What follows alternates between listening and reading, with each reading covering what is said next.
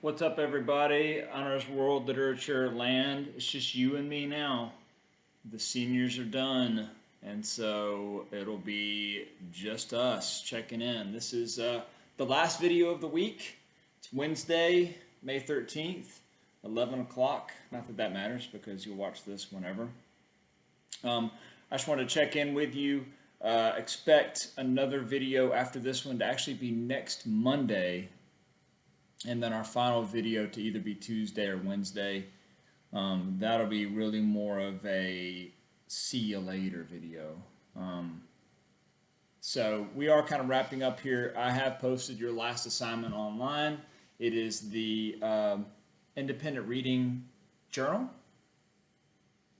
where you are picking a theme and going with that 4 examples of that theme, and then of course hence the journal part, your thoughts on that, your interpretations, your opinions, your feelings. And I wanted to post this video for you today because I wanted to kind of give you an example from my independent reading, The Alchemist. It is a graphic novel, so pretty cool. If you ever want to check this out, I was planning on doing it with you this year, but obviously that didn't work out, and so I'm going to do it myself. And so this is The Alchemist. We talked on Monday about one of the themes that we're going to be discussing, or that I'm going to be researching myself, is the hero's journey. I like this because this book is about a journey. Okay, we have the main character, Santiago. He is a shepherd, and the reason he's a shepherd, he can read and write, and he's actually a very intelligent young man, and typically shepherds were not. They were really more just making sure the sheep were taken care of. He chose to be a shepherd because he wanted to travel the world. Travel as far, and so that's really what the book is about, is this journey that he kind of goes on, literally, with this caravan of people. And he has this dream, and this dream is being interpreted. It's really cool. It's very mystic. There's a lot of symbolism. There's a lot of kind of almost if you like fantasy, if you like, just this kind of otherworldly sensation to stuff, I think you guys would like this. It's an easy read and quick because it's a graphic novel, so it just flies by. I mean, I read all of this. Yesterday and today. I mean, it was really more just me kind of leafing through it. But he has this conversation with his father during section 1 of the book, and he basically explains to him, I want to travel the world. I want to see. I want to see what the world has out there. And his father tells him, people that travel the world, they never grow. They never become anything. They travel all over the place, but they stay the same. It's kind of like the old phrase, jack of all trades, but king of none. I don't know if you've ever heard that phrase before, but like you can go and do many things and go to many places, but you're never settled. You never have roots. You don't have any foundation. These people lack foundation, essentially. Nonetheless, his father gives him as an example. And so, if my theme is a hero's journey, and this is the outset of his traveling, this is the outset of his journey is becoming the shepherd. My example that I would choose for part 1 of this, for my homework, for the first part, would be the quote here on these pages. This is what it looks like. And I would then create my own feedback on that. And my feedback on that is, I love that he wants to see the world. I see a lot of myself in the shepherd.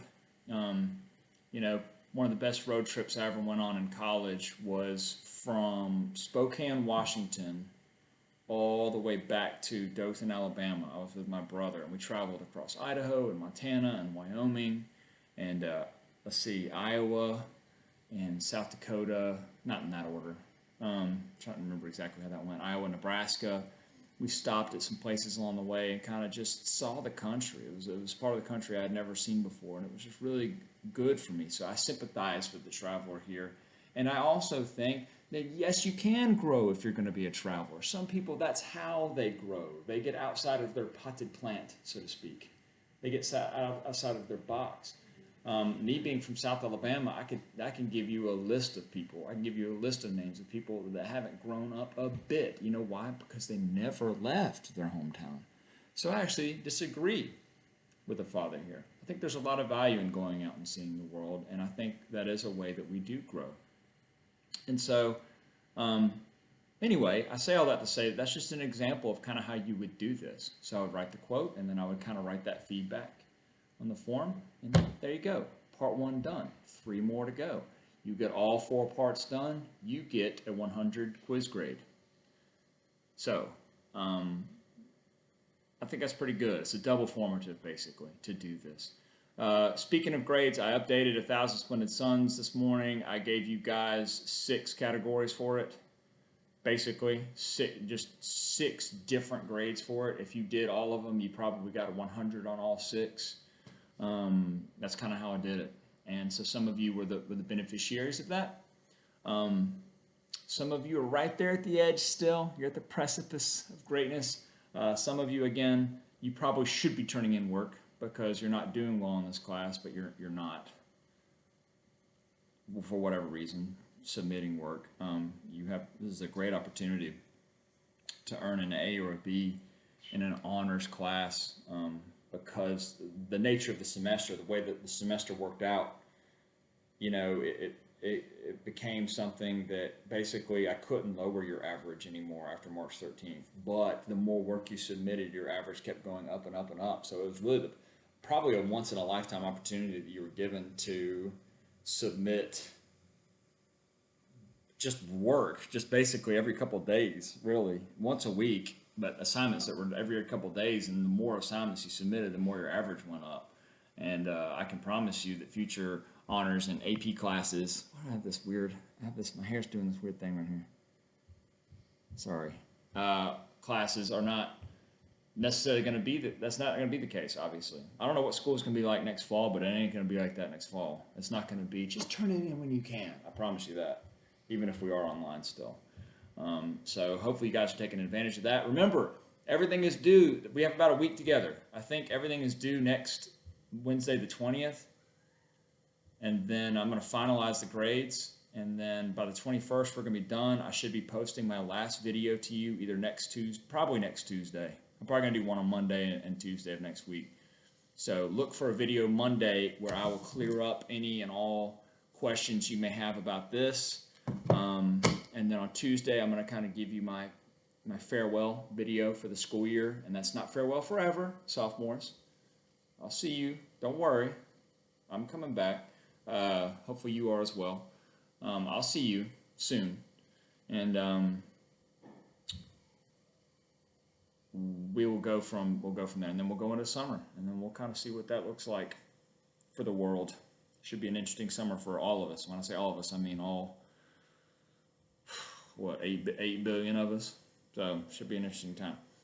Anyway, that being said, that's all I have for you today. I hope you guys are doing well.